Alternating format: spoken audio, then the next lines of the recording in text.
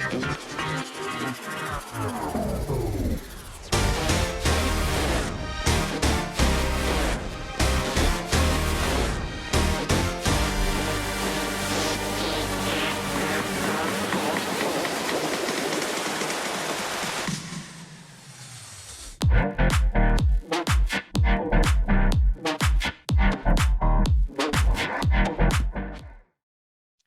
everyone and welcome to StudyTravel TV Live, a show of news, statistics and opinion. I'm Nicola Hancock's editor of StudyTravel Magazine. Hello everyone, I'm Joshua Walton, staff journalist of StudyTravel Magazine. Before we get started, for the best viewing experience, please put the call in side-by-side speaker view. You'll see an icon in the top right corner of the screen where you can select the view. We are delighted to welcome you all today to the latest episode of StudyTravel TV Live.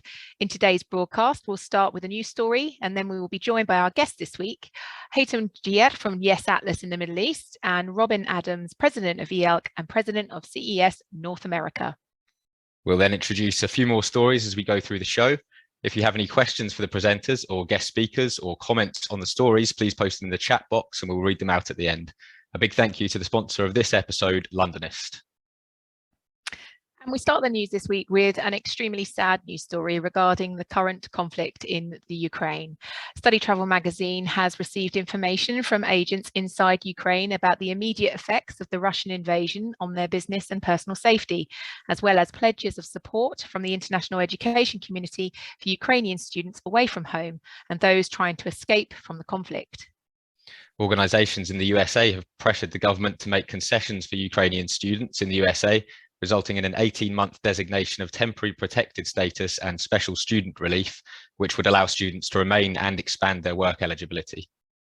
The Institute of International Education, or IIE, in the USA has mobilised a Ukraine-specific call on the IIE Emergency Support Fund, and the UK Council for International Students, or UKCISA, has said that it is working together with members and education sector organisations to identify and provide support for individuals affected by the crisis who are studying or planning to study or conduct academic research in the UK. Meanwhile, a number of agencies in Ukraine have also joined forces to issue a statement urging a boycott of Russian businesses and agencies, support for students overseas, and support for the resistance effort. The group said the governments of USA, Europe, and Canada implemented sanctions that are purposed to make Russia stop the war and make Russian people rise and protest against their regime and government. We Ukrainian agencies believe that sanctions must be implemented in the education industry as well. So at this point, we'd like to introduce our guests today, Robin and Haitam. Hello, thank you so much for joining us today. Thank you very much for having us, Nicola. Thank you. So Robin, obviously this is a very sad and worrying time for Ukraine and the whole of Europe. But do you think that refusing to accept Russian students at language schools and universities or colleges around the world, so effectively refusing to deal with your Russian agencies, is this the way ahead for the industry at this time? Nicola, I absolutely share your sadness here with the situation. It's devastating and especially heartbreaking to watch it unfold in real time. But for me, this industry is all about creating experiences for international students that they will then bring back home. And, the amazing experience of watching students from different countries. We have students from the Ukraine and Russia right now. They're speaking with each other.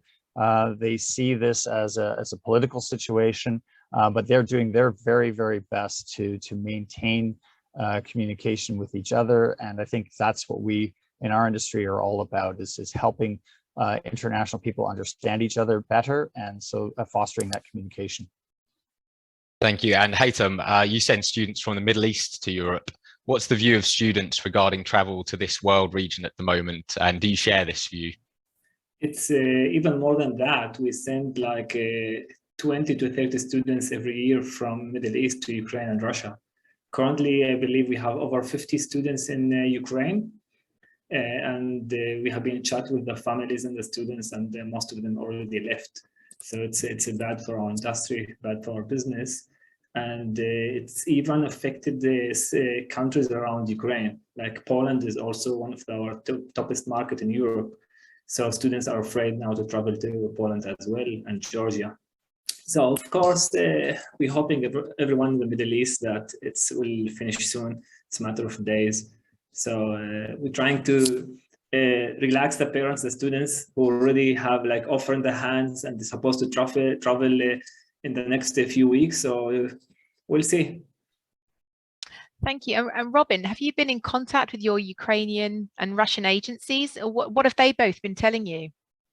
Well, it's obviously they're very different viewpoints in terms of what is expressed by agencies in both of those markets. There's a lot of anger and there's a lot of venom, I'd say, coming from some of the Ukrainian agencies and the Russian partners that we've had for so many years, and you know, especially great partners like Students International that have worked tirelessly for over 25 years to raise the awareness of the importance of an international education and giving students the opportunity to learn and experience Western countries. You know, I think that they are expressing tremendous amount of frustration. They feel powerless about the situation. And, you know, I believe that they sympathize and empathize with their Ukrainian partners in the agency side. Thank you. Yes, it's a very worrying conflict, and our thoughts are with our Russian and Ukrainian friends. Please get in contact with us at StudyTravel if you wish to share your experiences. On to another story now. The UK higher education sector has received more indications of international student growth, with Home Office data showing a record number of student visa grants in 2021, and figures from University Admissions Service UCAS indicating increasing undergraduate applications from key markets. The Home Office said that there were 432,279 sponsored study visas granted in 2021, breaking the record for a calendar year and also surpassing the previous high for a 12-month period set in the year ending September 2021. The number of study visas granted in 2021 was 89% higher than the pandemic impacted 2020, but also 52% higher than the last pre-COVID year of 2019.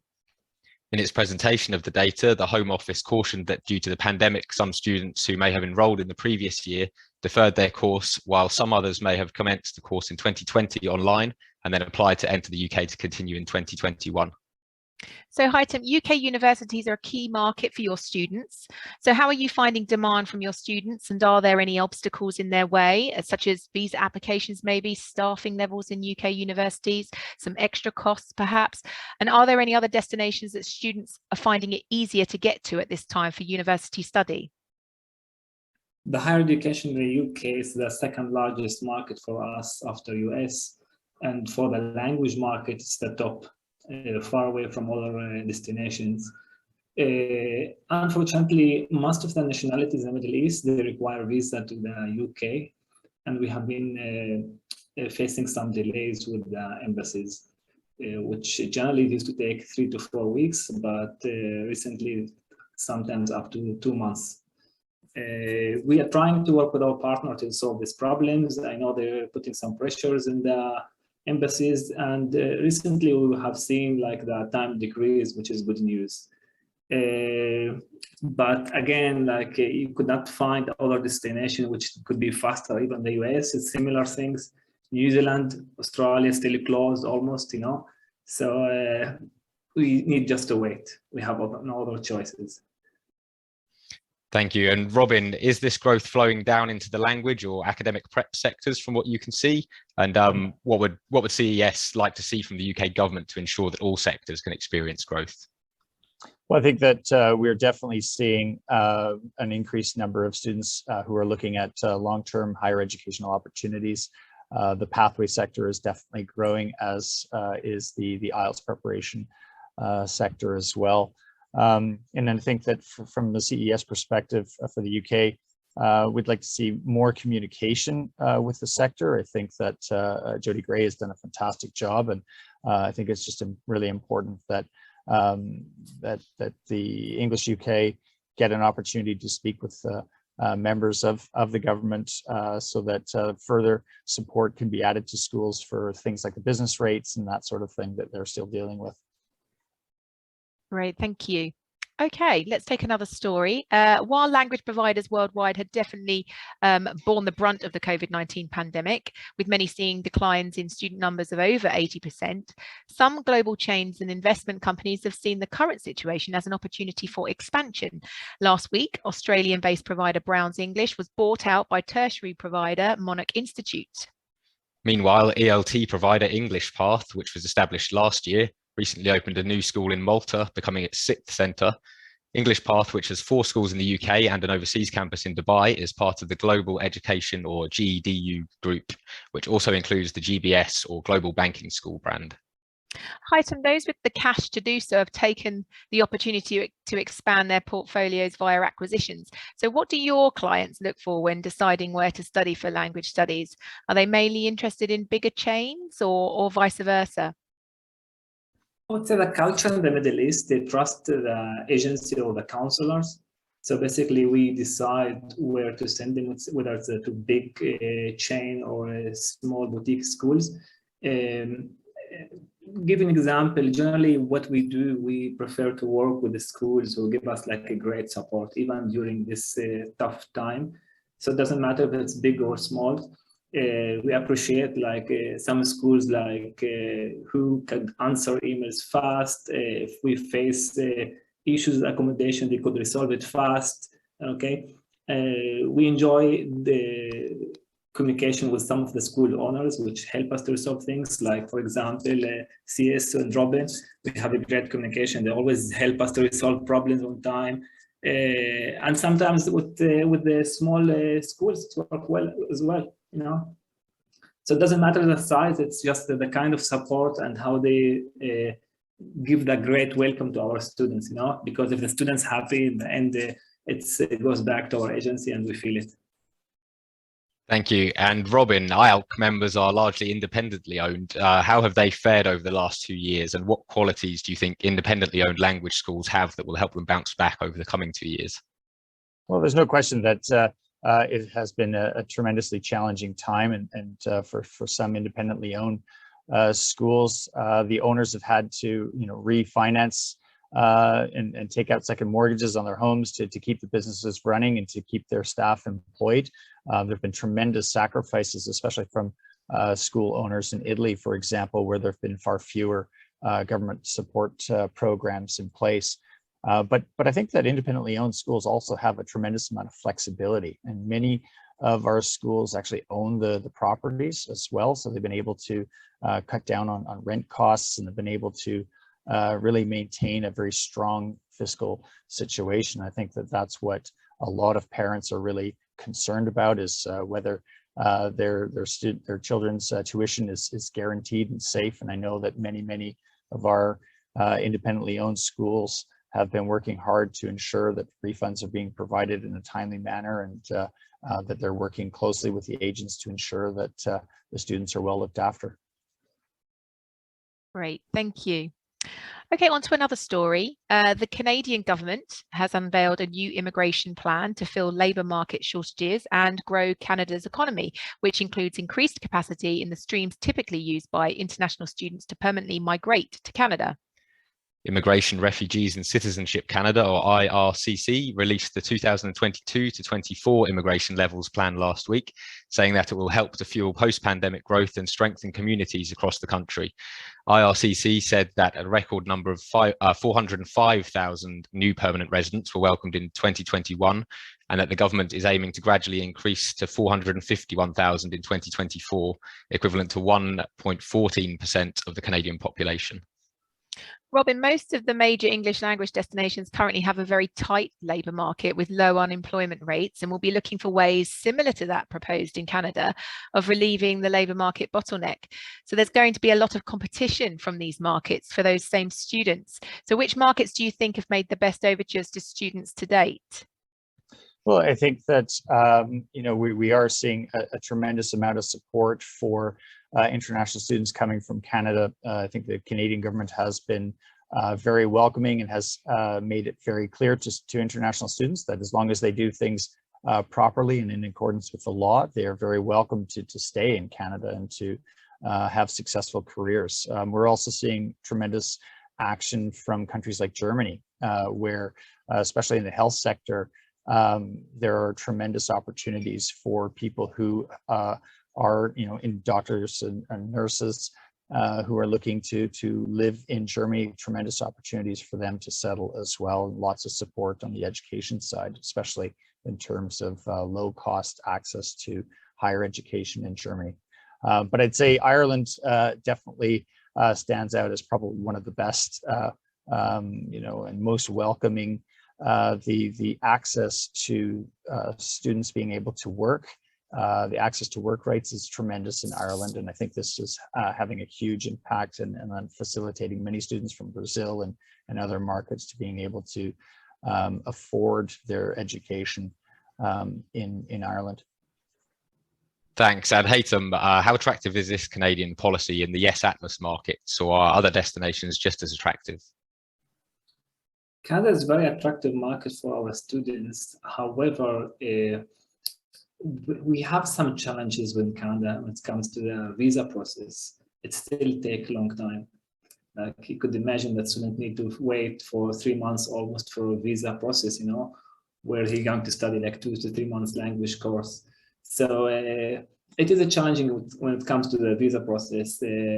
But we noticed that the more now expats, students in the Middle East, they are looking to do higher education. Hopefully they could get PR and work in Canada after they finish their studying. And we can see now more like growth in this market. But for the language industry, it's still a challenge. Okay, thank you. And on to another story. The government of Ireland has lifted all remaining COVID-19 entry requirements for international arrivals, regardless of vaccination status and country of departure. It has been announced. The Department for Health confirmed that Minister Stephen Donnelly has formally ended all entry requirements effective from March 6th. This means that international travellers are no longer required to show proof of vaccination, recovery, or a negative PCR test upon arrival. There will also be no need to complete a COVID-19 passenger locator form for travel to Ireland. So Robin, this is good news for CES, which obviously has a school in Dublin. Do you think Ireland will be seen as the safe destination within Europe, given the situation in Ukraine, particularly those from long-haul markets? Well, I think Ireland, the government of Ireland has really demonstrated at every turn that they are committed to ensuring the safety and well-being of its citizens and of the students that were in the country throughout the pandemic. And I do believe that the situation in the Ukraine will be resolved, hopefully via diplomatic channels. As a son of a diplomat myself, I certainly feel that is the way that this will be resolved. And I just don't see students being in any danger when they are studying in Ireland. Thank you. And Haitam, what's your view on this and Ireland as the potential safe destination within Europe? I think now it's more than just a safe. The euro rate is down, so I think it's a very attractive market for our students. We've started to see some increase in the application for Ireland, but it's still not full potential. So hopefully, toward the summer, we'll see more and more students going to Ireland. Thank you. And we'll finish with one more story. Education New Zealand has announced further details of the latest border exception cohort of 5,000 international students that will be allowed to start applying to enter the country from April, with allocations across all education levels. The plan to allow 5,000 international students into the country was announced recently by Prime Minister Jacinda Ardern as step 3 of a 5-stage reopening plan. Haitam, are you able to promote study opportunities in New Zealand now, and now that there's a clear timeline in place? And what's student interest like for New Zealand and Australia at the moment? New Zealand used to be a very attractive market for us before the pandemic, because it's a visa waiver for our market, mainly for Saudis and Emiratis. So we're looking forward to open the borders soon, and of course it's going to be like a good destination for the language market. But unfortunately, it's not the best destination for higher education. But definitely, the language market is going to be good in New Zealand. And the same for Australia? Australia still not a visa waiver, so it's still we need to apply for visa and wait a few weeks. So students prefer New Zealand rather than Australia. Thank you. And Robin, IALC's 2020 workshop was supposed to be in Auckland. Does IALC plan to head back to New Zealand at some point?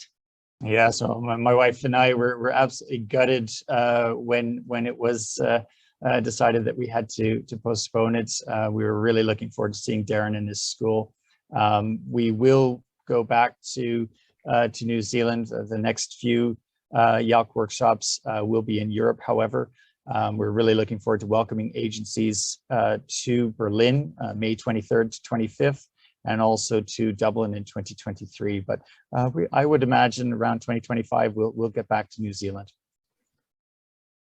Fingers crossed. Okay, that brings us up to date with all the latest news in the industry. So at this point, we'll open up to the audience to see if there are any questions for our guests or for the Study Travel team. These can be on any of the stories or topics we've discussed today. Do please make sure that your organisation and your name are in your Zoom name or in the question. So whilst we wait for those, we've just got a few questions on standby. Robin, IALC has announced that it will hold its first face-to-face workshop in Berlin in May. Are you and your members pleased to get back to face-to-face events? I'd say we're counting the minutes. I'm actually flying to Germany on Friday to go and see the hotel, and we'll have our first face-to-face board meeting. So we're really looking forward to it, and I'd say we can't wait to welcome agents. We will be making sure, though, this is an incredibly safe workshop. You know, I'd have to say StudyTravel has done a fantastic job in sort of leading the way and showing the industry how to conduct safe workshops, and we learned a lot from our members who attended your event in Malaga in Spain, and we'll be looking to replicate many of the wise choices that you made, and to ensure that we have a very safe experience for our agents and for our schools. Thank you. And Haitam, what are your travel or event attendance plans for the remainder of this year? Yeah, even for the last 2 years, I've been traveling a lot, believe me. You know, when you have a business in the Middle East, it's different countries, and we lived in Turkey for a while, so we need to travel between, and my family, so I did a lot of travel. So, but again, I'm looking forward to meet now our partners, and been chatting and emailing for the last 2 years, so looking forward to see them face to face. So I'm excited to start seeing that some of the workshops are coming back and face to face. That's great. Thanks very much. And it does look like we've just had a question in the chat box, and it's for Robin from Pascal Carre. How do you perceive the risk of increase of most foreign currencies against the euro and the possible impact on future bookings, not to speak of the probable increase of airfare? No, I think it's a great question, Pascal, and I think that our industry has shown time and time again that the impact of the currency fluctuations is quite detrimental to students and their planning, and we see this especially in Brazil, for example, where you know, elections and whatnot can wreak havoc on the currencies. It was just there for a couple of weeks, and that was probably the main topic of conversation amongst Brazilian agents, the concern about the fluctuation in the currencies. And sometimes it's not even so much that when there's a devaluation, but just the movement. When students see currencies bouncing around, they wait, and I think that's the problem. We need students to get in the planes, and we recognize that with the cost of oil right now, that is going to be significantly more expensive. And so I think that schools will have to work very closely with their agent partners and ensure that the pricing that we come up with allows for students to continue to travel and take in all of these macroeconomic factors into account. Thank you. And Haitam, do you have any views on the kind of increases of the foreign currencies and the potential uncertainty this could cause? I'm not sure if you're aware, but in the Middle East, most of the currencies are tied to the dollar, so that doesn't affect us at all. Even it's better when the currency change. Like now, we feel that the euro is very weak, so that's good for our market. But again, what Robin mentioned, that the oil price is going up, so probably that might affect the tickets and the other things. So we'll see. Thank you. Okay, it looks like there aren't any more questions in the chat box, so that brings us to the end of our audience Q&A, which brings us to the end of this week's StudyTravel TV Live. Our next episode will be on Wednesday, the 23rd of March at the same time of 4 p.m. GMT. Visit the StudyTravel TV Live page on the StudyTravel Network, which you can find under the magazine section in the menu. We'll be announcing the guest speakers for the next broadcast, as well as a recording of this episode and past episodes. So that's it for today. We'd like to say a big thank you to our special guests. Robin, thank you for your time and insights today. Thank you so much, Joshua. It was a real pleasure. Thank you. And Haitam, thank you for joining us and sharing your thoughts. Thank you, my pleasure. We look forward to seeing you both again in person very soon. Hopefully, yeah. Indeed. Shukran, Haitam. Thank you. And thank you again to our sponsor for this week, Londonist. Thanks for watching, everyone, and goodbye. Goodbye. Bye.